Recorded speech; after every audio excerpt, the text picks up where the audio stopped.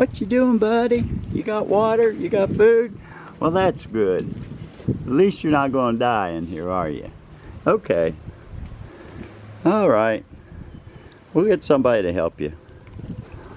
At 322 Berkeley Street, in apartment B, the tenants have moved out and left their dog there. Caller was told by the landlord to call and ask if he picked up. Yeah, well, hold on to that. I'll check with the shelter. 10-408-55.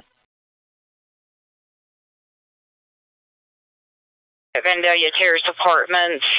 It's in reference to caller trapping a stray dog. It's been trying to attack cats in the area. Long clear that the shelter's full. Clear that. There was a call put in earlier for a pit bull that tried to attack the caller's daughter yesterday and killed a kitten today.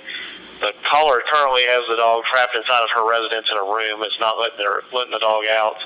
They want to know somebody can come pick it up as soon as possible. They don't know who the owner is. They don't want to do any more damage. As far as I know, the shelter's full now.